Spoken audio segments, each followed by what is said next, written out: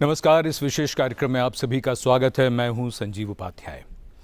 अक्सर विशेषज्ञों को ये कहते हुए सुना है, वो ये कहते हैं कि आजकल के इस माहौल में जब कोरोना का इतना खतरा है तो किसी से भी मिलिए तो सावधानी बचाव की सबसे बड़ी बात ये भी है कि आप बाकी तमाम चीज़ें करें, लेकिन साथ ही इस बात को मन में रखें, ये सोचकर मिलें किसी से भी कि शायद सामने वाले को कोरोना है। कोई भी सामान लाएं तो ये सोच कर लाएं कि उस पर वायरस हो सकता है, तो आपको पूरी सावधानी बरतनी है। तो इस पर जॉन एलिया का एक शेर याद आता है। वो ये कहते हैं, अब नहीं कोई बात खतरे की, अब सभी को सभी से खतरा है। यानी अगर आप दूसरों के बारे में ऐसा सोचते हैं तो दूसरे भी आपके बारे में ये बात सोचेंगे। अक्सर लोगों के मन में इस बात को लेकर चिंता रहती है कि कहीं ये वायरस मुझे तो नहीं जकड़ लेगा या मेरे घर में तो नहीं आ जाएगा, और उससे भी बड़ा खतरा लोगों को लगता है इस बात का, और डर लगता है फिर उसके बाद कि अगर हम में से किसी को ये लक्षण आए या समस्या हुई तो हम फिर जाएंगे कहाँ, हमारा इलाज कैसे होगा। बहुत सी बातें हैं और बहुत ज़रूरत है इन तमाम बातों को यहाँ पर चर्चा में लाने की, डिस्कस करने की और इस तरह से डर को दूर करने की, क्योंकि डर तभी दूर होता है जब हम सही बात, सही तस्वीर लोगों के सामने रखते हैं। और आज इस विशेष कार्यक्रम में यही हमारी कोशिश रहेगी। एक बहुत ही खास पैनल हमारे साथ है। हम परिचय कराना चाहेंगे डॉक्टर एन माथुर। आप डायरेक्टर हैं लेडी हार्डिंग मेडिकल कॉलेज से। डॉक्टर माथुर, बहुत स्वागत है आपका। हमारे साथ हैं डॉक्टर राजेश चावला। आप चेयरमैन हैं पल्मोनरी केयर और क्रिटिकल केयर के अपोलो हॉस्पिटल दिल्ली से। और साथ ही हमारे साथ हैं डॉक्टर ईश्वर बसव रेड्डी। आप डायरेक्टर हैं Morarji Desai national institute of yoga, और साथ ही आप आयुष मंत्रालय में आप सलाहकार हैं। और हमारे साथ कार्यक्रम के दौरान स्काइप के जरिए बेंगलुरु से जुड़ रहे हैं डॉक्टर संतोष कुमार चतुर्वेदी। आप सीनियर साइकेट्रिस्ट हैं निमहांस से। थोड़ी देर में वो भी हमारे साथ यहाँ जुड़ेंगे और फिलहाल हम बातचीत की शुरुआत करते हैं। डॉक्टर माथुर, सबसे पहले हम आपसे ये समझना चाहेंगे कि जिस प्रकार से रोज़ाना अब हम देख रहे हैं कि पिछले कुछ दिनों से लगातार 9,000 और 9,000 से अधिक मामले सामने आ रहे हैं, इसको लेकर अगर हम तैयारियों की अगर हम बात करते हैं तो किस प्रकार की तैयारियां ख़ासतौर पर अस्पताल को लेकर जो हैं वो कैसी हैं? तो हुआ ये है कि हिंदुस्तान में ये बीमारी थोड़ा सा हमने डिले कर दी जी। पीक पे हमें पता नहीं कि कब पहुंचेंगे, लेकिन उसके डेवलपमेंट में हमने उसको ब्रेक लगाया थोड़ा। वो कई पॉलिसीज़ की वजह से हुआ, और इस दौरान अस्पतालों को ये थोड़ा टाइम मिला है। पिछले 2 महीने से सारे अस्पताल सारे कंट्री में उनको ये टाइम मिला कि वो अपनी जो फैसिलिटीज़ हैं उसको थोड़ा अप स्केल कर पाएँ जी। कुछ नई फैसिलिटीज़ डाल पाएँ, कुछ नए बेड्स डाल पाएँ जी। कुछ जैसे टेस्टिंग फैसिलिटीज़ एग्जिस्ट नहीं करती थी जब ये डिज़ीज़ आई इस चीज़ के लिए, तो वो डेवलप कर पाएँ। कुछ वेंटिलेटर्स ला पाएँ, ऑक्सीजन पोर्ट्स जहाँ नहीं हैं वहाँ पे ऑक्सीजन पोर्ट्स लगा पाएँ। हर एक बेड्स पे जितने भी बेड हम कहें कि ये कोविड के लिए हैं उस पे ऑक्सीजन होना ज़रूरी है। तो ये सब चीज़ों करने के लिए हमारे पास 2-2.5 महीने मिले, और ज़्यादातर अस्पतालों ने केंद्र के और राज्य सरकारों के इस टाइम को यूटिलाइज़ किया है, और उसके लिए सभी सरकारों ने काफ़ी तालमेल के साथ जितना हो सकता था टाइम से ये सुनिश्चित किया है कि ये फैसिलिटीज़ बढ़ें। जी। डॉक्टर चावला, एक बात हम आपसे यहाँ ये समझना चाहेंगे। ये बात बार बार चर्चा में आती है, लोग ये कहते हैं कि ये जो वायरस जो भारत में जो है, कुछ कहते हैं कि ये उतना ताकतवर नहीं है जितना कुछ और मुल्कों में है जहाँ इसने काफ़ी ज़्यादा समस्या पैदा की। दूसरी तरफ कुछ लोग ये भी कहते हैं कि भारत में लोगों की जो इम्यूनिटी है, ख़ासतौर पर अगर हम फेफड़ों की, लंग्स की अगर हम बात करें, तो इस बारे में आप क्या कहना चाहेंगे? तो कि वो बेहतर है? ये सब अटकलें हैं, अभी इस पे शोध पूरा होना बाकी है। देखिए, ये ज़रूर है कि जैसा इटली में या बाकी देशों में व्यक्तियों की मौत हुई वो कहीं ज़्यादा परसेंटेज में थी, वहाँ और भी कारण थे, वहाँ एल्डरली पॉपुलेशन ज़्यादा थी, हमारे यहाँ उतना नहीं हुआ। जैसा डॉक्टर नीरज ने कहा, हमने लॉकडाउन मेरे हिसाब से काफ़ी सही समय से लगा दिया, बिकॉज हम तैयार नहीं थे उस वक़्त। जी। तो अब बहुत बेहतर है, क्योंकि 130 करोड़ की आबादी में कितनी भी तैयारी कम है। सो बहुत बेहतर है पहले से, अब लड़ने को तैयार हैं, तभी ढील दी जा रही है। और आप देख रहे हैं केसेस बढ़ रहे हैं। ये कहना कि जो वायरस यहाँ डिफरेंट ज़रूर है थोड़ा, बट इम्यूनिटी हमारी बहुत बढ़िया है, ये कहना बड़ा मुश्किल है। बट ये है कि हमारे देश में लोगों को काफ़ी इन्फेक्शंस होते रहते हैं, उसका कोई रोल है कि नहीं है अभी इस वक्त कहा नहीं जा सकता। बट सिर्फ यही कहा जा सकता है कि हमारे देश में जो डेथ रेट है वो काफ़ी कम है, 3% से भी कम है, ज़्यादातर जगहों पे 3 से 5% के बीच में है। इटली और स्पेन और इन देशों में ज़्यादा था। तो ये डेफिनेटली है कि अब हम तैयार हैं, और ये आने वाले जो 2 महीने हैं मेरे ख्याल से, इनमें केसेस की जो नंबर्स हैं वो काफ़ी बढ़ने वाले हैं। ये ऑब्वियस है, लोग मिल रहे हैं, लोग एक दूसरे के कांटेक्ट में आ रहे हैं। बट जैसा कि आपने कहा कि डर, अब हमें इसके साथ जीना है और जीना सीख लेना चाहिए, वो ज़्यादा ज़रूरी है ताकि हम इससे बच सकें। बिल्कुल। डॉक्टर बसव रेड्डी, बात इम्यूनिटी को लेकर जब भी होती है तो फिर ये बात आती है कि योग और प्राणायाम की बड़ी भूमिका है। पिछले कुछ दिनों में आपका क्या अनुभव रहा, ख़ास तौर पर अगर हम लॉकडाउन के दौरान की बात करें, ऐसी कौन सी क्रियाएं थी जो आपको लगा कि जिनका लाभ सबसे अधिक और सबसे कम समय में लोगों को मिल सकता है? क्या आप बांटना चाहेंगे हमारे दर्शकों के साथ? उसमें 3 चीज़ें हैं कि सबसे पहले यौगिक हाइजीन कहते हैं हम लोग। कुछ डिटॉक्सिफिकेशन क्रियाएं हैं, जैसे कपालभाति, भस्त्रिका, नीति क्रिया हैं, उससे हमने यौगिक हाइजीन इसके बहुत मात्रा में लाभ पहुंचा है। जी। दूसरा है कि प्राणायाम तो है, लेकिन प्राणायाम सही ढंग से करने के लिए कुछ अभ्यास, योगासन का अभ्यास चाहिए, क्योंकि हमारा रेस्पिरेटरी मसल्स को स्ट्रेंथन करना है, लंग्स कैपेसिटी बढ़ाना है, उसके लिए कुछ सरल आसन का भी प्रयोग होता है। तीसरा है कि प्राणायाम, जब प्राणायाम करते कि लोग अभी श्वास प्रश्वास लेना तो है, लेकिन योग में क्या कहते हैं हम उसको रेशो है, मतलब एक लेने का मात्रा से ज़्यादा हमारा छोड़ने का, श्वास छोड़ने का मात्रा ज़्यादा होती है। सो ये तीनों चीज़ें जो यौगिक हाइजीन प्रक्रिया है। दूसरा है कि कुछ आसन और प्राणायाम, हम आधा घंटे या 40 मिनट का एक प्रोटोकॉल हमने जो भी बनाया।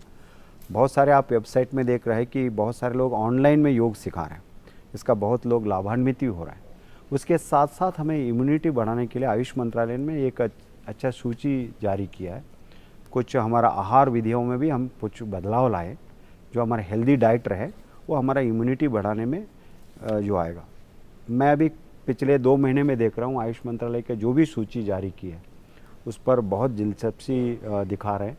सो हमारा क्या आयुष का किट हो, जो डाइट का किट हो, योगा का हमारा 40 मिनट का जो प्रोग्राम है, बहुत सारे लोग पॉपुलर हो रहा है। इसकी वजह से थोड़ा सा हमारा इम्यूनिटी है और हमारा हेल्दी रहने का है, और मोस्ट इम्पॉर्टेंटली हमारा अच्छा खाना, अच्छा सोना, और थोड़ा सा जो फ्री ऑफ फियर कहते हैं हम लोग जी, उसमें ज़रूर मिल जाता है। तो ये बड़ी ज़रूरी बात है, जिसमें अगर आपकी इम्यूनिटी ठीक है और आप तमाम सावधानियां बरतते हैं तो जाहिर सी बात है आपका ख़तरा भी कम हो जाता है, और रोग प्रतिरोधक क्षमता अगर आपकी अधिक है तो आपको इस वायरस का उतना असर होगा नहीं। ये बातें समझने की चर्चा में आज हम बहुत विस्तार से यही तमाम बातें आपसे साझा करेंगे कि किस प्रकार हम डर और भय के साथ जो एक अजीब सा माहौल बन जाता है उसको छोड़ें, और जानकारी से हम ये समझें कि हमें किस तरह रहना है अब कोरोना के साथ, और किस प्रकार हमें बिल्कुल डरना नहीं है। वो तमाम बातें हमें सीखनी हैं। हमें बाहर भी निकलना है। हम जानते हैं कि अब अनलॉक जिस तरह से शुरू हुआ है, हमें बाहर निकलना है, काम पर जाना है, बाजार भी जाना है, तो कुछ सावधानियां भी बरतनी। पहले ये संदेश देख लेते हैं, उसके बाद हम चर्चा को आगे बढ़ाएंगे। अरे बबलू, लॉकडाउन खुलते ही टहलने निकल पड़े। महामारी अभी फैली हुई है। सरपंच जी, टहलने नहीं, काम पे वापस जा रहे हैं। तुझे डर नहीं लगता वायरस पकड़ लेगा? पहले थोड़ा बहुत डर लगता था, फिर पता चला कि अगर मैंने पूरी सावधानी बरती तो ये बीमारी होने की संभावना कम है। सबसे महत्वपूर्ण है ये मास्क। काम पर मास्क हमेशा पहनूंगा, समय समय पर हाथ धोता रहूंगा, और दूसरों से हर वक्त कम से कम 2 गज की दूरी बनाए रखूंगा। खुद को, दूसरों को और अपने परिवार वालों को भी सुरक्षित रखूंगा। अरे भाई, मेरी जिम्मेदारी बनती है तुझे चेतावनी देना, सो दे दिया। जब देश के मेडिकल और स्वच्छता कर्मचारी रोज कोरोना वायरस से लड़ने का काम कर रहे हैं, तो हमारी भी तो जिम्मेदारी बनती है अपना काम करने की। बबलू, तुझे कुछ हो गया तो? हजारों लोग इस बीमारी को हराकर ठीक हो चुके हैं, और अगर किसी कारण मुझे ये बीमारी हो भी जाए तो सरकार ने अस्पताल में हमारे इलाज के लिए पर्याप्त व्यवस्था कर रखी है। ये घबराने का वक्त नहीं, एक दूसरे का हौसला बढ़ाने का वक्त है। अरे ऐसे क्या देख रहा है? तू काम पे जाएगा, मैं नहीं जाऊंगा, नाक नहीं कट जाएगी मेरी। चलो। मास्क। हाँ, मास्क मास्क। अरे नाक तो ढक लो। हाँ। कोरोना वायरस से हमें लड़ाई जारी रखनी पड़ेगी, पर उससे डर कर नहीं, पूरी सावधानी के साथ डट कर चलिए। रुकी जिंदगी को आगे बढ़ाएं, देश को आत्मनिर्भर बनाएं। जय हिंद। ये तमाम बातें हैं जिनका पालन करना है और क्या क्या करना है उस पर भी हम चर्चा करेंगे। उससे पहले हम वो फ़ोन नंबर आपको बता दें जिस पर फ़ोन करके आप यहाँ तमाम जो मेहमान आए हुए हैं उनसे आप प्रश्न पूछ सकते हैं। ये नंबर है 011 दिल्ली का STD कोड और 23097532 ये स्टूडियो का टेलीफोन नंबर। आप प्रश्न पूछ सकते हैं और चर्चा को आगे बढ़ाएं। उससे पहले एक नज़र डॉक्टर माथुर, मैं चाहूँगा इससे पहले मैं सवाल पूछूं, इस वक्त जो आंकड़े हैं, जो स्थिति बताते हैं, ज़रा हम वो भी देख लें कि इस वक्त भारत में जो कोविड-19 के जो केसेस हैं 2,36,000 से भी अधिक ये मामले हैं। डॉक्टर माथुर, एक बात तो ये, जैसे डॉक्टर चावला ने भी कहा और बार बार अब ये बात हो ही रही है कि हमें इसी के साथ रहना है, इस कोरोना वायरस के साथ रहना है, लेकिन एक बात और भी है, अभी ये मामले बढ़ रहे हैं। अब बढ़ते हुए मामले का मतलब हम क्या समझें कि मतलब इस समय ख़तरा ज़्यादा है, बाहर भी निकलना है और ख़तरा भी ज़्यादा हो गया? देखिए, ये तो एक्सपेक्टेड है। हम कुछ और, अगर हमें कुछ और एक्सपेक्ट कर रहे होते और अभी कुछ और हो रहा होता तो चिंता का विषय था। इट वाज एक्सपेक्टेड कि मामले बढ़ेंगे, लेकिन मामले उस रफ्तार से नहीं बढ़ रहे जितनी रफ्तार से बढ़ सकते थे। एक बायोलॉजी में सेल्स जैसे रेप्लिकेट करते हैं, उसमें ज्योमेट्रिक प्रोग्रेशन होता है। तो उसमें 1 के 2, 2 के 4, 4 के 16, थिंग्स लाइक दैट। तो मामले भी उसी रफ्तार से बढ़ने चाहिए अगर तो डिज़ीज़ बिल्कुल रैम्पेंट है। तो क्योंकि वो उस तरीके से नहीं है, तो ये एक संतोष का विषय है, एक अच्छी बात है। बट मामले बढ़ेंगे। मामले जो अभी बढ़ रहे हैं वो जैसे 9,000 मामले हर रोज़ आप देखते हैं कि करीब करीब बढ़ते हैं। पहले वो 5,000 थे, 4,000 थे, धीरे धीरे करके अब 9,000 की फिगर है, 10,000 की फिगर है।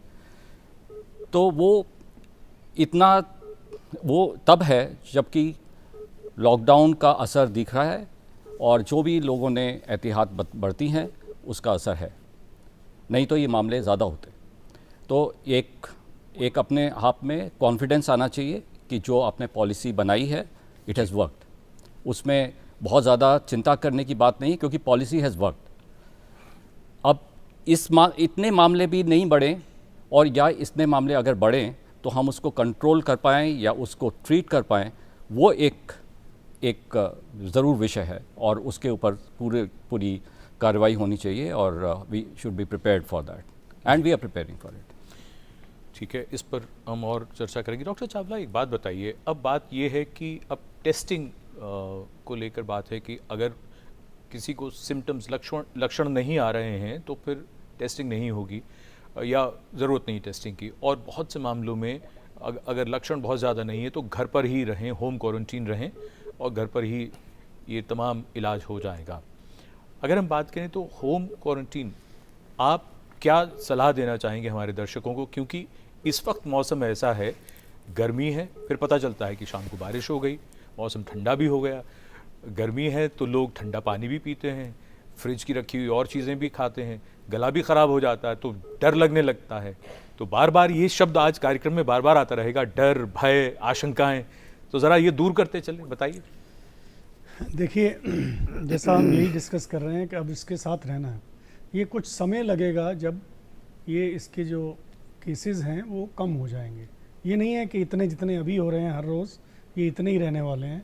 जैसे जैसे टाइम बढ़ेगा, जैसे जैसे इम्यूनिटी लोगों में आएगी, बिकॉज काफ़ी लोग जैसा कि आप भी कह रहे थे कि एसिम्प्टोमेटिक होते हैं। अब इम्यूनिटी तो उनको भी आती है ना जो एसिम्प्टोमेटिक होते हैं। जी। तो सिम्प्टोमेटिक को इसीलिए टेस्ट करने के लिए कहा जा रहा है बिकॉज सिम्प्टोमेटिक वो लोग हैं जो इनमें से कुछ ख़राब हो सकते हैं, जिनको सांस की दिक्कत आ सकती है, जिनको ज़्यादा एहतियात बरतने की ज़रूरत है। इसीलिए जो एसिम्प्टोमेटिक हैं या उनके घर के कॉन्टैक्ट्स हैं अब टेस्ट नहीं किया जा रहा, ताकि जी। हमारे पास सिम्प्टोमेटिक्स जो हैं जिनको सिम्टम्स हैं जी। उनके लिए किट्स जो हैं सही मात्रा में हो। इसका ये रीज़न है। और इंसिस्ट नहीं करना चाहिए, अगर आपको कोई सिम्टम नहीं है तो घर पे क्वारंटीन करें। अब आप कह रहे हैं कि आप जो कर रहे हैं वो सब चीज़ें कर सकते हैं, ऐसा कुछ नहीं है कि आप कोई चीज़ नहीं खा सकते। आपको यूनिवर्सल प्रिकॉशन लेने की ज़रूरत है। मतलब ये नहीं कि मैं आज जा रहा हूँ तो मास्क डाल लूँ और कल नहीं डालूँ, मार्केट जा रहा हूँ तो मैं डाल लूँ, कोई बाहर से आया तो ना डालूँ। आपको किसी भी व्यक्ति के कांटेक्ट में आप आते हैं, आप दोनों का मास्क डालना ज़रूरी है। ये नहीं है कि मैंने डाला है तो मैं सेफ़ हूँ और दूसरे ने नहीं डाला है तो आपको उतना ही खतरा है। आप उसको बचा रहे हैं आप मास्क डाल के, बट वो आपको नहीं बचा रहा। तो अगर आप किसी से भी मिलते जी। हैं आप मत मिलिए अगर उसने मास्क नहीं डाल रखा। ये बड़ी महत्वपूर्ण बात है जो आप कह रहे हैं। बिकॉज जी। ये जो मास्क हैं ये मैं आपको प्रोटेक्ट कर रहा हूँ, आप मुझे प्रोटेक्ट करिए। आप अगर किसी आप से मैं भी मिल रहे मास्क हैं। डालता अच्छा। हूँ, मैं कुछ भी बोलता हूँ, मैं खांसता हूँ, मेरा कोई भी जो कण है वो दूसरे व्यक्ति तक नहीं पहुँच रहा। बट वो जब खांस रहा है उसकी चीज़ें छींटे मेरे ऊपर कहीं मुझे नुकसान, क्योंकि जो मास्क डालते हैं सर्जिकल मास्क या क्लॉथ मास्क ये 100% प्रोटेक्शन नहीं देते हैं। मगर अगर मैंने डाला है मैं दूसरे व्यक्ति को ऑलमोस्ट 100% प्रोटेक्शन दे रहा हूँ। जी। तो इसीलिए ज़रूरी है जब आप किसी से इंटरेक्ट करें, आपके घर कोई आया है, अगर उसने मास्क नहीं डाला है तो उसको कहिए कि मास्क डाले, वो मास्क डाले और उससे 6 फीट की डिस्टेंस पे खड़े हों। ये एक जो मंत्र है ये आप अगर पालन करेंगे तो बहुत कम चांसेस हैं कि आपको हो। ये बहुत और महत्वपूर्ण दूसरा बात है जी। कि इसका ये सिंपल सा I protect you, you protect me. ठीक है। आप मेरी सहायता करिए, मैं आपकी सहायता करूंगा। इसीलिए हर एक व्यक्ति को कहा जाता है कि अगर 2 व्यक्ति गाड़ी में बैठे हैं तो दोनों को मास्क डालना ज़रूरी है। ये नहीं कि ड्राइवर ने डाल रखा है और मालिक को नहीं डाल रखा, उसको भी डालना ज़रूरी है, क्योंकि अगर इन्फेक्शन है तो वो अपने ड्राइवर को दे सकता है, चाहे हालांकि उसने मास्क भी डाला हुआ है। फिर वही बात, कुछ लोग ये कहते हैं, जब 2 लोग मिल रहे हैं वो कहते हैं कि तुमने मास्क लगाया हुआ है तो मुझे लगाने की क्या जरूरत है, तुम क्या डरते हो? तो ये फिर वही डर की बात वैसे करते महत्वपूर्ण हैं। बात है। ये जो धारणा है जी। ये, अगर आप किसी व्यक्ति से मिले हो जिसने मास्क नहीं डाला तो आपने मास्क डाला हुआ तो आपको ज़्यादा खतरा है, उसको नहीं है ज़्यादा खतरा। तो आज के कार्यक्रम का अभी एक संदेश तो आ गया है। आप आज की तारीख में अब किसी से भी मिलते हैं, सामने वाले व्यक्ति ने अगर मास्क नहीं लगाया है तो आप उससे ना मिलें, और अगर आपने नहीं लगाया है तो आपसे कोई ना मिले, ये बात तय हो जानी चाहिए। नफरीन खान है दिल्ली से फिलहाल टेलीफोन लाइन पर। नफरीन जी, बहुत स्वागत आपका, क्या जानना चाहती हैं, बताइए। नमस्कार डॉक्टर साहब और आप सबको नमस्कार सर। हमारा भी नमस्कार, बताइए क्या जानना चाहती हैं। सर हम सारी एहतियात तो बरत रहे हैं, जी। लेकिन जैसे मास्क डिस्टेंस से हम निकलते ही नहीं घर से बाहर, बहुत जरूरी 2 दिन का एक साथ दूध ले आते हैं, कोई भी चीज है, ठीक। लेकिन जो सामान आता है उसको भी हम सैनिटाइज करते हैं, डरते हैं। दूध के पैकेट वगैरह है उनको सैनिटाइज कर लेते हैं, या जी। तो हकीम लोग बताते हैं कि सोडे में डाल दो, खाने जी। के सोडे के अंदर पानी के साथ उसको कर देते हैं। सब्जी वगैरह को पानी में डाल देते हैं। और क्या मजीद ज्यादा और क्या करें एहतियात के लिए कि एंट्री ही ना करना पाए घर का जो सामान आए खाने पीने का। और हमारे बच्चे लोग बिल्कुल लॉक से हो गए हैं। हम लोग तो एक्टिविटी करते हैं दोनों माता पिता बच्चों के हम लोग, लेकिन बच्चे लोग हमारे बिल्कुल लॉक हो गए, कुछ नहीं कर पाते, खाते पीते बैठ जाते, बैठे रहते हैं। प्लीज बहुत गाइड करें प्लीज। बहुत आपका वाजिब सवाल और बहुत अहम सवाल है आपका। उसका एक हिस्सा जो है, सामान जब घर पे लाते हैं तो डॉक्टर माथुर क्या बताना चाहेंगे आप? तो उसमें मैं ये कहूँगा कि ये पॉसिबल है कि सामान जो आता है या सब्ज़ी है या कोई भी पैकेट है उससे संक्रमित होने के चांस हैं, टेक्निकली हैं, लेकिन ये बहुत कॉमन चीज़ नहीं है जिससे कि आप संक्रमित होते हैं। कॉमन थिंग्स फर्स्ट, सबसे ज़्यादा संक्रमित जो लोग होते हैं वो होंगे पुअर रेस्पिरेटरी हाइजीन से। खांसी, छींक या आप सांस किसी दूसरे की सांस के पास में आए, तो ये मेन रीज़न है जिससे कि संक्रमित होगा। तो इसको ध्यान रखना ज़्यादा ज़रूरी है बजाय ये इस पे चिंता करने का कि सामान को हम। बट डॉक्टर साहब, आप जो कह रहे हैं ये बात भी लोगों के मन में बहुत ज़्यादा है। कोई भी सामान आता है, चाहे वो दूध के पैकेट हों, अखबार हो और सब्जियां हों, दवाइयां हों, इसको लेकर लोगों के मन में एक डर तो है। कुरियर आता है तो लोग कहते हैं इसको कोई उसे छूने को तैयार नहीं। आज की तारीख में तो पहले घंटी बजती थी, लोग दौड़ते थे कि चलो हम देखेंगे क्या सामान आए। तो उसके लिए हम यही कहेंगे कि इसके लिए इतना चिंता करने की ज़रूरत नहीं है। This is not the commonest way by which the infection travels. आप ये कह रहे हैं कि उसमें खतरा बहुत कम है, बहुत कम है, थियोरेटिकल है मतलब। जी। अच्छा। तो लेकिन एहतियात बरतें, बट परेशान नहीं हो उसके लिए। अगर आप कुछ चीज़ बाहर से लाए हैं, सब्जी लाए हैं, उसको एक बार धो लीजिए, दैट्स इट। और या आपने कोई प्लास्टिक के पैकेट हैं, दूध के पैकेट हैं, उनको भी पानी से धो लीजिए, अच्छा। That's it. और या आप कोई पैकेट, कोई बहुत बड़ा कोई पैकेट है जिसको आप धो नहीं सकते हैं, कुछ देर आप थोड़ी बाहर रख दीजिए और उसके बाद आप ये प्रिज्यूम कर सकते हैं कि उसमें वायरस नहीं होगा। ठीक है।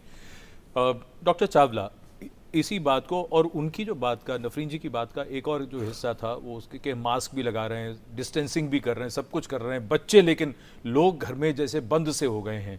अब बाहर निकलेंगे तो उनको क्या क्या सावधानी बरतनी है। सोशल मीडिया एक अपनी उस पर जो जो जो ज्ञान, जो यूनिवर्सिटी कही जाती है, उस यूनिवर्सिटी का एक ज्ञान ये भी रहता है कि आप अगर बाहर निकलते हैं, सैर को जाते हैं, कोई खांस या छींक कर गया तो आधे घंटे तक हवा में वो वायरस रहता है। ज़रा ये कुछ चीज़ें ज़रा बताते चले। देखिए, एक तो ये है कि हाथ धोना बहुत ज़रूरी है। जैसा कि अभी सब्जियां और ये सब चीज़ें जब भी आएँ, जब उनको धोएं, जब भी ऐसी कोई चीज़ रिसीव करें, आप हाथ अपने ज़रूर धोएं।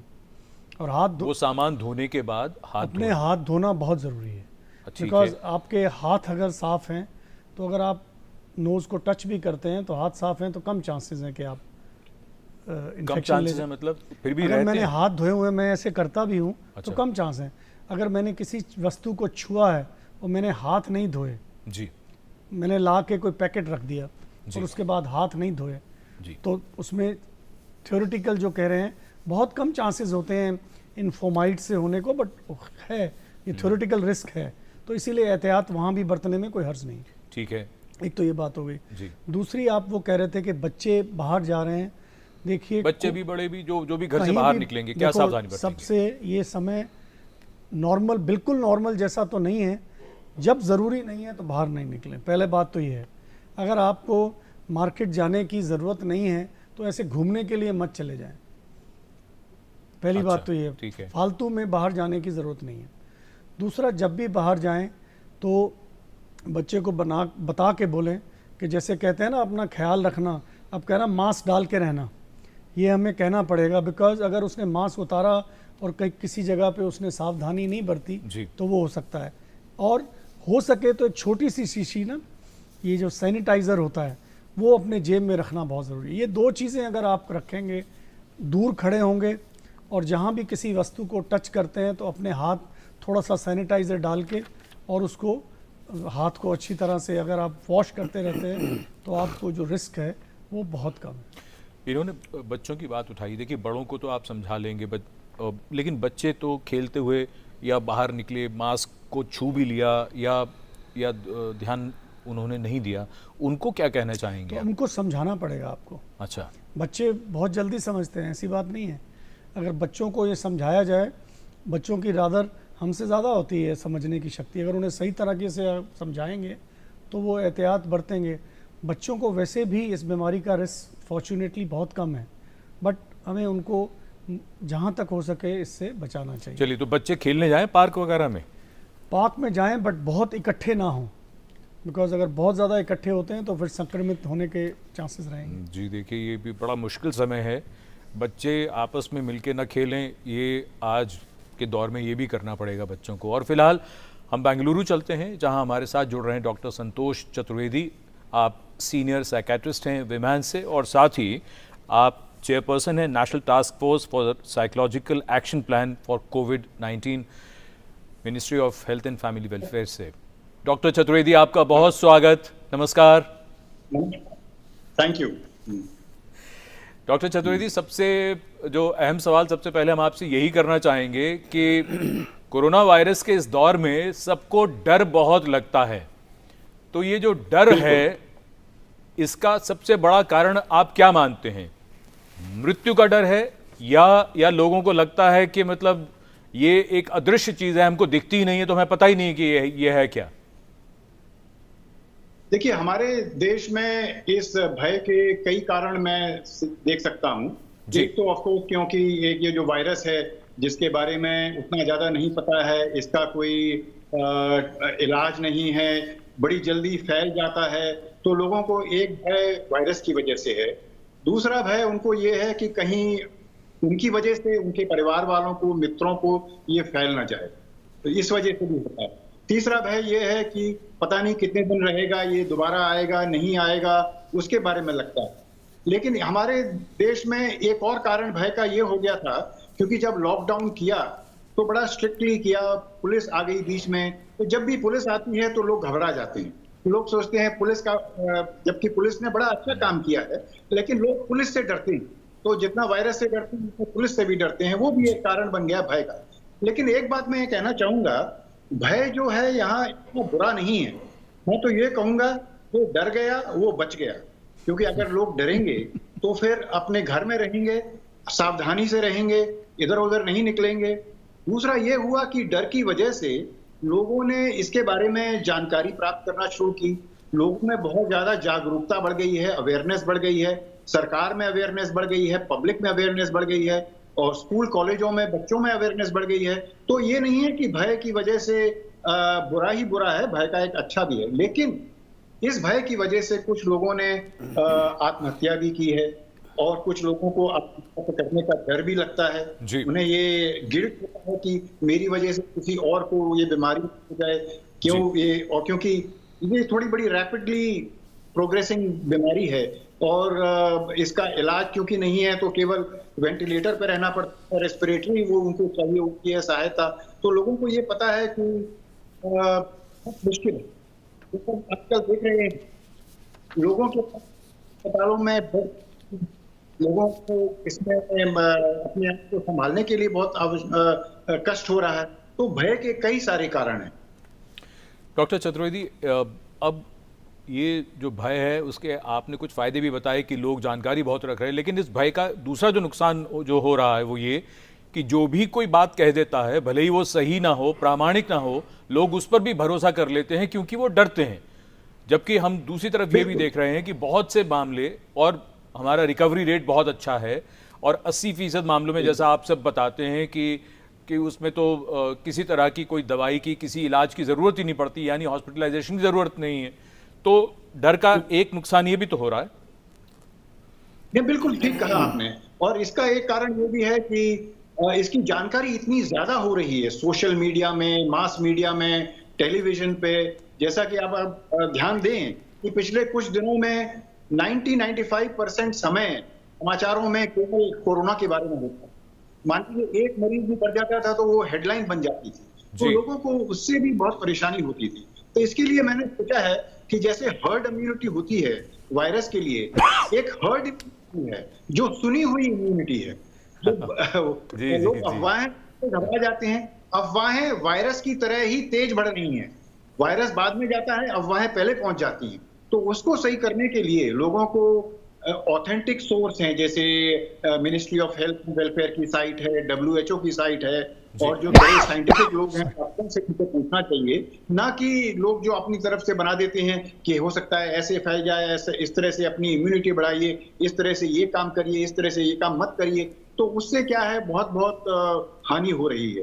तो मेरा ये सुझाव है कि जैसे लॉकडाउन हुआ, एक मीडिया पे भी थोड़ा लॉकडाउन होना चाहिए, ताकि मीडिया जो है एक सीमित तौर पे उचित जानकारी थोड़े समय के लिए दे, और वो थोड़ी बैलेंस्ड जानकारी हो, पॉजिटिव जानकारी भी दी जाए कि भाई यहाँ लोग अच्छे भी हो रहे हैं। क्योंकि अभी भी वही बात है, जैसे डॉक्टर साहब बता रहे थे, 80, 85, 90% लोगों में माइल्ड बीमारी होती है, ठीक हो जाते हैं, है ना। हजारों में से अभी भी मृत्यु जो है और देशों के मुकाबले में काफी कम हुई है। तो वो जो है को दिखाते नहीं है, तो इस वजह से भय भी बढ़ता है और अज्ञानता भी बढ़ती है।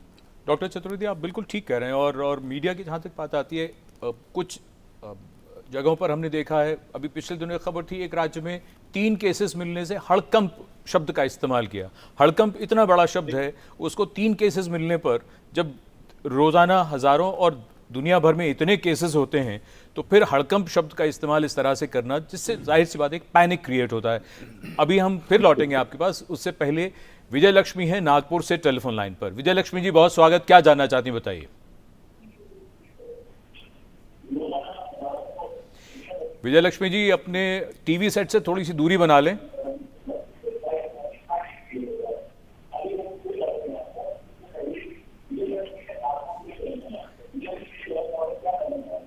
हेलो, नमस्ते सर। जी नमस्ते। हेलो, नमस्ते विजय लक्ष्मी जी, आप टीवी सेट के बहुत नजदीक हैं। हेलो। जी दूर हो जाइए, हम खुद ही अपनी आवाज बहुत देर तक सुन रहे हैं। जी हेलो, हेलो, आप पूछिए सवाल। Hello, hello. जी जी जी विजय लक्ष्मी जी, सवाल पूछ सकती हैं आप। लगता है फिलहाल उनसे हमारा संपर्क हो नहीं पा रहा, आवाज़ ठीक से पहुंच नहीं रही। हम कोशिश करेंगे डॉक्टर चतुर्वेदी से फिर से जुड़ने की बेंगलुरु में, और उससे पहले हम एक संदेश आपको दिखाते हैं, और ख़ास तौर पर ये बड़ा ज़रूरी है आज के संदर्भ में और आज के कार्यक्रम के लिए। अमिताभ बच्चन जी क्या कह रहे हैं? देखिए, कोरोना हम पर 2 तरह के हमले करता है, पहला शारीरिक और दूसरा मानसिक। मानसिक हमला हमें संदेह पैदा करता है, मन में कहीं एक शक पैदा करता है, यहां तक कि हम उस इंसान से भी डरने लगते हैं जो अस्पताल से ठीक होकर घर आया है। वो इंसान जिसे डॉक्टरों ने ताली बजा करके घर भेजा है। देखा होगा आपने टीवी पर कि अस्पताल से ठीक होकर वापस आने पर घर और समाज के लोग उन पर फूलों की वर्षा करते हैं। शारीरिक लड़ाई के लिए तो दुनिया भर के जानकार कोशिश कर रहे हैं, पर मानसिक लड़ाई हमें ही जीतनी पड़ेगी। यदि हम हार गए तो कोरोना जीत जाएगा, और ये हम कभी होने नहीं देंगे। अपनों को अपनाएंगे, सही सलामत कर लाएंगे। और ये जो स्टिग्मा है, जो कलंक की तरह देखा जाता है कोरोना को, इस पर हम कार्यक्रम के अगले हिस्से में ज़रूर चर्चा करेंगे। उससे पहले डॉक्टर बसवरेड्डी, ये जो बात जो डॉक्टर चतुर्वेदी ने सामने रखी, डर की, भय की, जानकारी से तो घटता ही है। दूसरी बात, वो कौन से प्राणायाम हैं या योगासन हैं जिनसे अगर तनाव हो रहा हो, जिनसे घबराहट हो रही हो, बेचैनी हो रही हो, तो हम अपने आप को उसमें ठीक रख सकते हैं? बताइए। नहीं, सबसे पहले हमारा जो इनबिल्ट सिस्टम है, योग में हम कहते हैं कि अभिनिवेश, मरने का भय होता है, वो इनबॉर्न है। जो भी जान लेते हैं कि मरना है, लेकिन मरने का भय हमेशा होता है। ऐसे ही हम इसको ओवर करने के लिए में योग में बहुत सारे टेक्निक्स बताए गए हैं। सो आपने सीधा अपने प्राणायाम के बारे में बताया। योगा जो होलिस्टिक विज्ञान है जी, लेकिन आप कुछ ही चीज़ें करना चाहते तो उसको प्री रिक्विजिट्स होते हैं, वो कर लिया तो जो मेन है, आपको मेडिसिन दे रहे हैं, कुछ उपाय तो बता रहे हैं, लेकिन उपाय करने से पहले कुछ हमें प्री रिक्विजिट्स करें। जैसे मैंने पहले ही बताया, आपने प्राणायाम कर रहे हैं, प्राणायाम करें। अभी हमने नाड़ी शोधन और अनुलोम विलोम प्राणायाम करते हैं, उसको तैयारी के लिए हमें कपालभाति करनी पड़ती है। इसलिए हमने इस मामले में 5 प्राणायाम को एक पैकेज करके दिया है।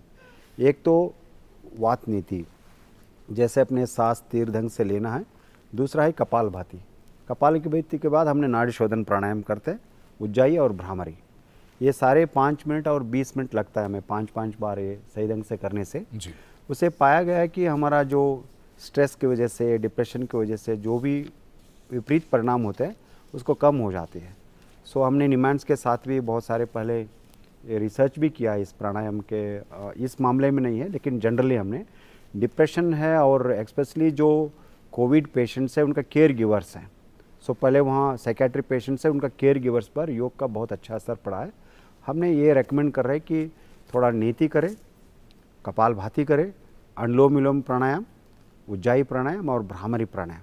नियमित अभ्यास से जो हमारा जो हौसला बढ़ेगा, हम उसको धीरज से संभाल कर सकते हैं। डॉक्टर बसव रेड्डी, एक बात और छोटी सी बता दीजिए, वो ये कि अब आजकल फिर ये मुश्किल होगा, घर से बाहर निकलेंगे नहीं, फ़ोन पर ये बात होगी नहीं, तो क्या यूट्यूब की मदद ले लें या आपके इंस्टीट्यूट की कोई साइट है, या किस तरह से कोई व्यक्ति घर बैठकर ये चीज़ें कर सकता है? बहुत अच्छा सवाल पूछा है जी। आप जानते होंगे अभी हमने आयुष मंत्रालय ने हर सिस्टम के लिए गाइडलाइंस लाया है जी। वो आयुर्वेद हो, नेचुरोपैथी हो, योग हो, सब के लिए गाइडलाइंस लाए कि वेबसाइट हमारा आयुष मंत्रालय के वेबसाइट में वो सारे घोषित किया जी।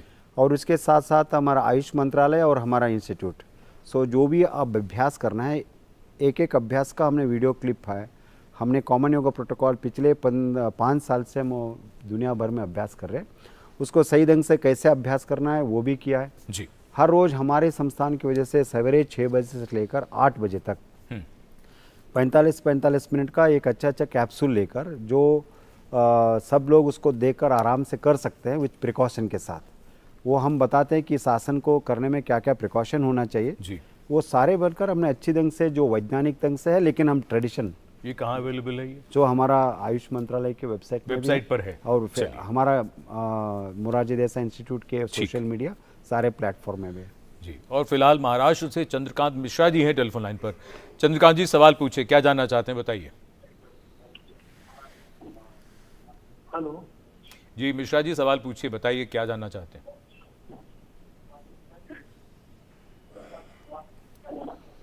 नमस्कार सर। जी नमस्कार मिश्रा जी, आप हाँ सर, मैं बोल रहा था ये जो मार्केट में अभी होम्योपैथिक मेडिसिन और गिलोजिया ये जो आयुर्वेदिक आइटम जो सब मिल रहे हैं, आपकी आवाज तो उसमें थोड़ा स्पष्ट नहीं आ रही मिश्रा जी। दुविधा है कि वो जो मार्केट में जो मेडिसिन दे रहे हैं, बोले ये खाने से आपको बिल्कुल आप ठीक हो जाओगे, आपको खाना ही चाहिए, तो वो थोड़ा डाउट क्लियर करना, मतलब रेगुलर बेसिस में लेना चाहिए या फिर जो आपके द्वारा जो मतलब जो काढ़ा वगैरह बताया गया है वो तो सीधे लेना चाहिए? जी, हमें तो ठीक से नहीं सुनाई दिया, लेकिन हमारे प्रोड्यूसर बता रहे हैं कि आपका प्रश्न ये है कि होम्योपैथी के अलावा जो आयुर्वेद और कुछ जड़ी बूटियां, गिलोय वगैरह का भी इन्होंने नाम लिया, तो ये तमाम चीज़ें ली जा सकती हैं कि नहीं ली जा सकती? डॉक्टर रेड्डी नहीं, इसलिए मैंने पहले ही बताया कि जो ले सकते हैं उनका गाइडलाइंस आयुष मंत्रालय में दे चुकी है। हमारा 5 काउंसिल्स है, तो उस गाइडलाइन को चेक कर लें, गाइडलाइन चेक करें, उसमें किस संदर्भ में क्या क्या कर सकते हैं। फिजिशियंस को भी गाइडलाइंस है और पेशेंट्स को भी वहाँ क्या क्या ले सकते हैं और वो सही ढंग से कहाँ उसका उपलब्धि हो सकता है वो भी आपको लिस्ट मिल जाएगा। जी, एक और बात जो चर्चा में आती हुई है कि जैसे ये भय, डर और ये तमाम बातें हैं, इसमें ये भी कहा जाता है कि अगर आप डरते हैं, अगर आप भय में रहते हैं तो आपकी इम्यूनिटी लो रहती है। डॉक्टर माथुर क्या कहेंगे, ऐसा या आपके रिफ्लेक्सेस जो हैं वो उतने अच्छे नहीं रहते? ये कहना मुश्किल है, लेकिन बट ये ज़रूर है कि healthy for person to be healthy and having more immunity, if he is happy, he will have better, he will be better able to cope with the stressful situation. तो जो अगर आप हैप्पी हैं, खुश हैं, तो आप स्ट्रेस को, कोई भी परेशानी को अच्छी तरीके से झेल पाएंगे और इम्यूनिटी भी आपकी बेटर रहेगी। आप वो बात फिर से दोहरा दीजिए जो आपने कार्यक्रम के शुरू में कही थी कि बीमारी बढ़ रही है तो कोई चिंता नहीं, क्योंकि हमारे पास बहुत सुविधाएं हैं, तो उससे भी लोगों का भय और डर दूर होगा। जी बिल्कुल, 2 महीने में जो हमें मिले थे उसके अंदर हम लोगों ने काफ़ी प्रिपरेशन की हैं और हर जगह, हर हॉस्पिटल ने अपने अपने लेवल पे सुविधाएं बढ़ाई हैं। जी, और फिलहाल हमारे एक और दर्शक जुड़ गए हैं, दिल्ली से नितिन है टेलीफोन लाइन पर। नितिन, बताइए क्या सवाल है आपका?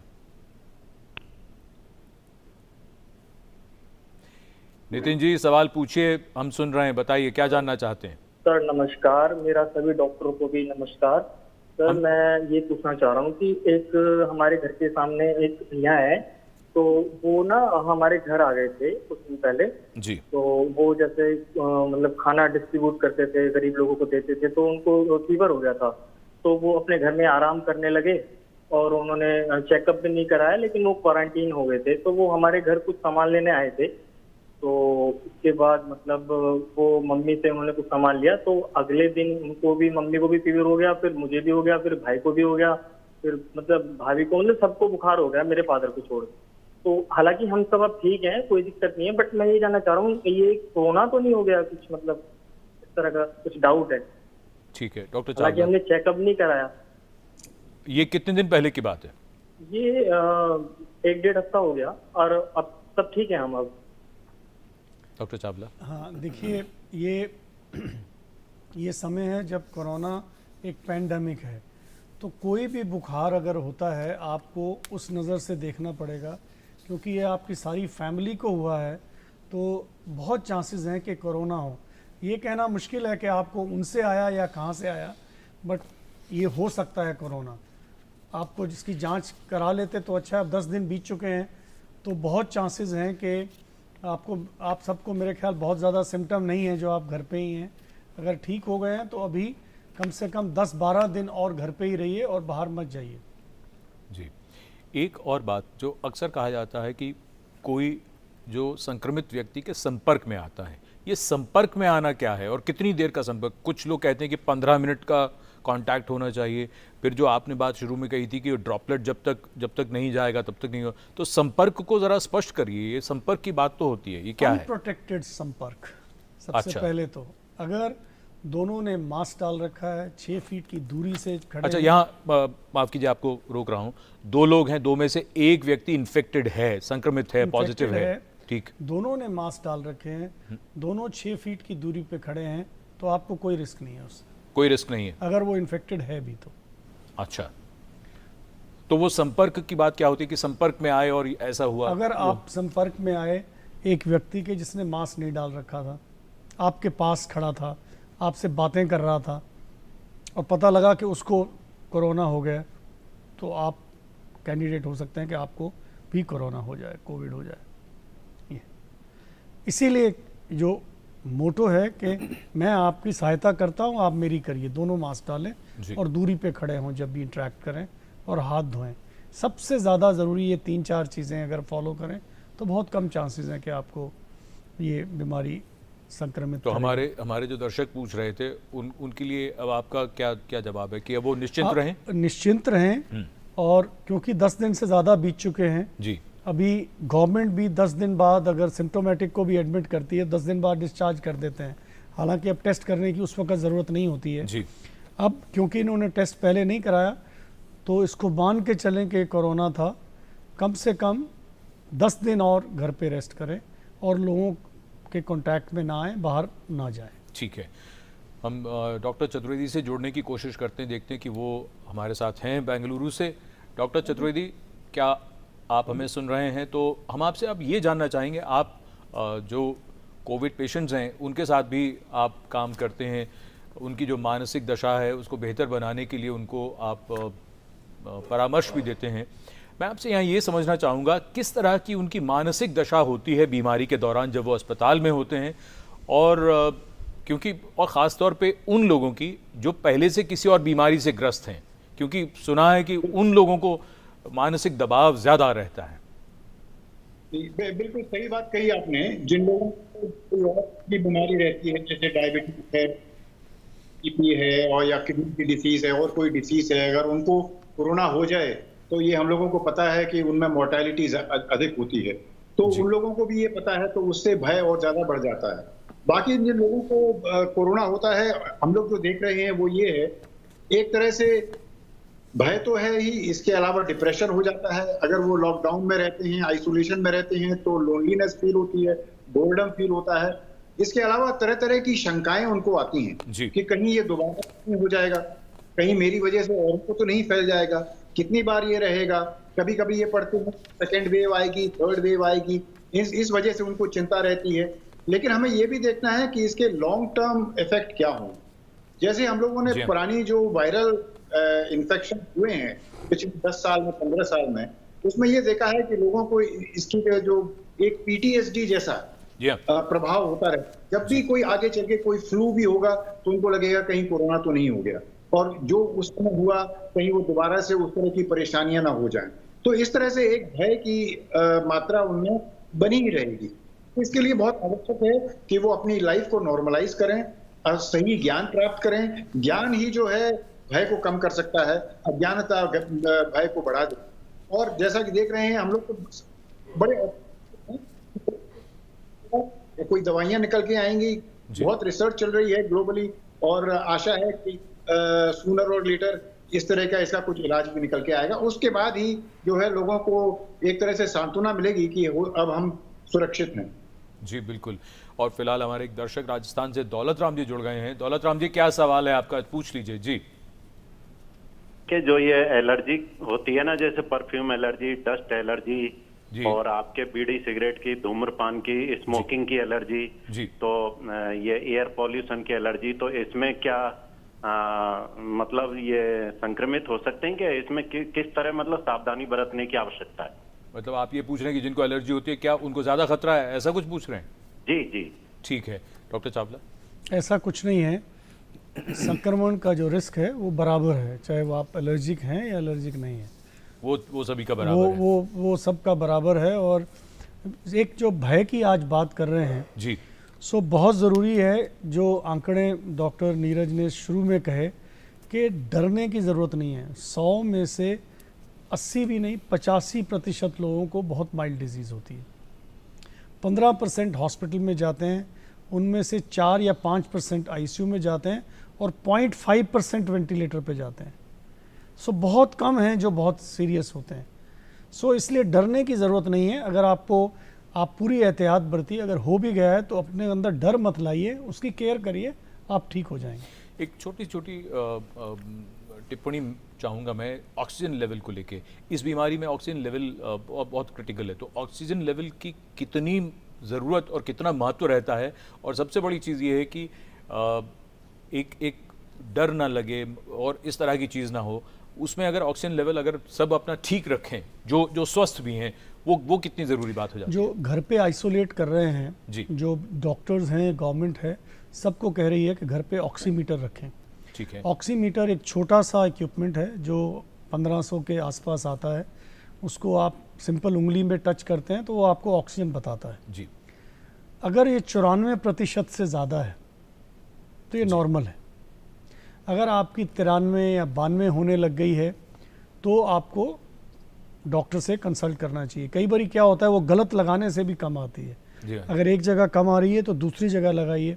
और उसके साथ अगर आपको सिम्टम्स हो रहे हैं, अगर आप घर पे आइसोलेट किए गए हैं, आपको सांस फूल रहा है, आप बाथरूम जाते हैं और सांस फूल रहा है, चेस्ट में टाइटनेस हो रही है और ऑक्सीजन कम आ रही है, तब आपको, अगर आप घर पे भी आइसोलेटेड हैं तो आपको हॉस्पिटल जाना चाहिए और हॉस्पिटल में उस वक्त एडमिट होना चाहिए। ये जो सांस लेने में दिक्कत वाली जो बात कही जाती है, जो लक्षण बताया जाता है, उसके अलावा उसके साथ कुछ और भी सिम्टम्स होते हैं या सिर्फ एक ये सिम्टम होगा कि सांस लेने में दिक्कत होगी? ज़्यादातर देखो इसका असर काफ़ी ऑर्गन्स पे होता है, किडनी पे भी हो सकता है, हार्ट पे भी हो सकता है, बट वो सब सीवियर डिजीज़ में होता है पहली बात। बट सबसे कॉमन, क्योंकि हम सांस की बात ज़्यादा करते हैं, बिकॉज सांस ही सबसे ज़्यादा असर होता है। जी। आपने मीडिया में हर कहीं वेंटिलेटर की बातें कर रहे हैं, वेंटिलेटर बहुत कम लोगों को ज़रूरत पड़ती है, और अब वेंटिलेटर से लोग निकलने भी लगे हैं। ऐसा नहीं है कि वेंटिलेटर पे चले गए तो वो ठीक नहीं होगा, ऐसा नहीं है। तो डरने की ज़रूरत नहीं है। और अगर ऑक्सीजन लेवल इंप्रूव करना हो, जो स्वस्थ व्यक्ति हैं, वो तो डॉक्टर बसव रेड्डी जो आपने पहले ही बता दिया है, वो तमाम प्राणायाम का अभ्यास करेंगे, जरूर करें। विशेष तौर पर प्राणायाम का अभ्यास बहुत सिंपल है। जैसे आपने बैठ किया तो ये 10, ज़्यादातर लोग क्या कहते हैं, सांस लेते छोड़ते हैं, लेकिन प्राणायाम में एक regulated control deep inhalation and exhalation with awareness होती है, एक प्रोसीजर है। सो इस ढंग से किया तो हमने 2-3 बार जो हम प्राणायाम करते हैं, तब तक आपको एक रिदम बन जाते हैं। जैसे जैसे आपने आगे 8 बार, 10 बार, 15 बार करने लगेंगे, एक तब अपना अच्छा असर पड़ता है। इसलिए हमेशा हम रिकमेंड करते हैं कि जब भी आप प्राणायाम करते हैं, कम से कम 8-10 साइकिल करें। कोई भी प्राणायाम हो, अनुलोम विलोम प्राणायाम हो, भ्रामरी प्राणायाम हो, इससे ऑक्सीजन लेवल इंप्रूव हो जाएगा। जरूर। ठीक है। और फिलहाल राजस्थान से हमारे एक दर्शक हैं, रमेश जी हैं टेलीफोन लाइन पर। रमेश जी, सवाल पूछ लीजिए। जी हेलो जी रमेश जी, क्या सवाल है आपका?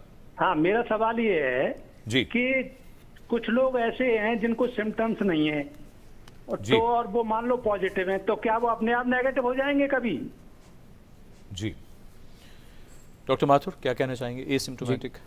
तो ये सवाल अच्छा है।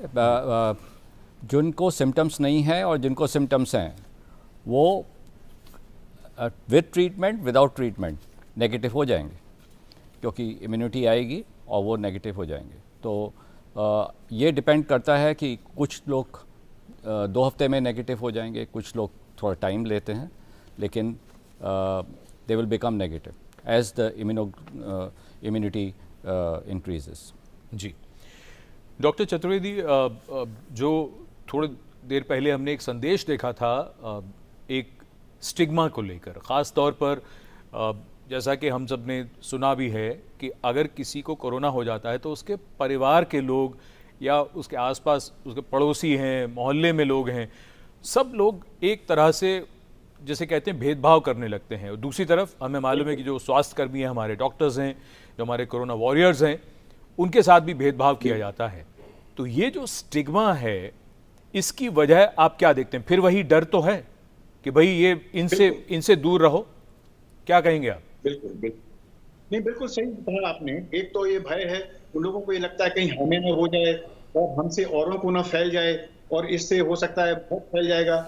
लेकिन उनको ये बात भी ध्यान में रखनी चाहिए कि अगर स्वास्थ्य कर्मियों पे या जो फ्रंट लाइन लोग पे हैं, भले ही पुलिस हो या सेवा दल हैं, बाकी स्वास्थ्य कर्मचारी हैं, डॉक्टर हैं, नर्स हैं, अगर उनसे भेदभाव करेंगे तो एंड में बचाएंगे तो होगी, है ना, सहायता तो करेंगे। कल किसी को हो जाए तो उनसे भेदभाव नहीं करना चाहिए। और भेदभाव का मेन कारण भी यही है कि एक तरह से मिस इन्फॉर्मेशन है, और उनको ये लगता है कि इसलिए बहुत जो WHO कहती है, हमारी जो ICMR कहती है, मिनिस्ट्री कहती है, वो और जो डॉक्टर साहब ने बताए हैं, वो कारण जानना बहुत जरूरी है कि ये चीजें हैं।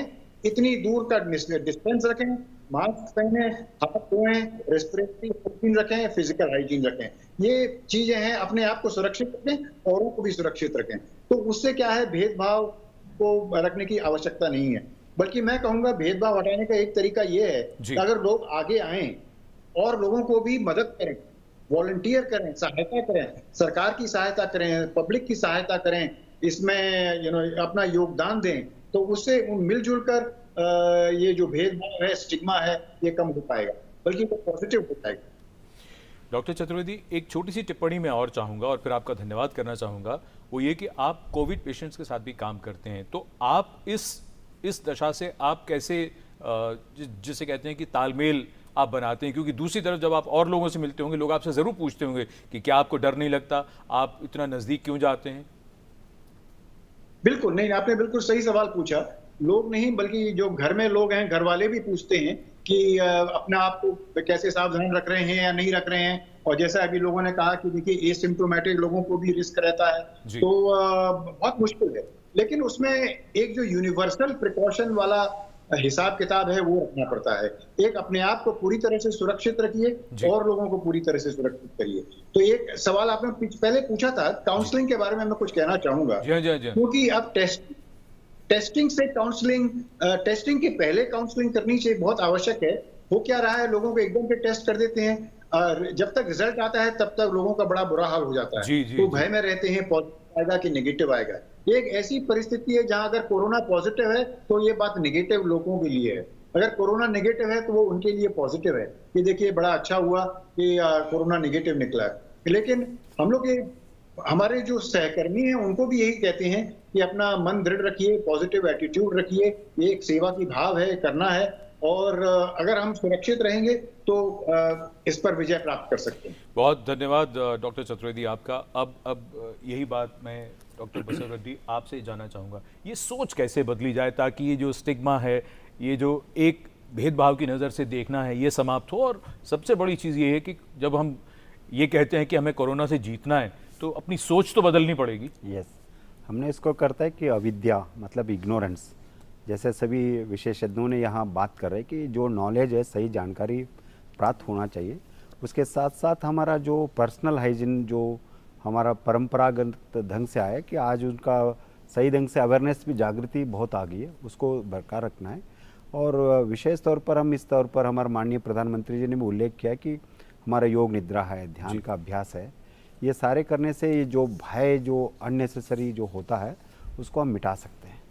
जी डॉक्टर चावला, क्या कहना चाहेंगे? ये सोच जो है वो डर की वजह से बनी है कि हम अपने आप को अलग रखें, इनको किसी को कुछ हो गया है तो इनसे दूर रहें और इनको बिल्कुल जिसे कहते हैं कि एक अभिशाप की नज़र से देखना, क्या कहेंगे? ये सोच हम बदलेंगे कैसे, और ख़ास तौर पे तब जबकि हमें मालूम है कि ये तो एक महामारी है। ये सोच नॉलेज से बदल सकते हो।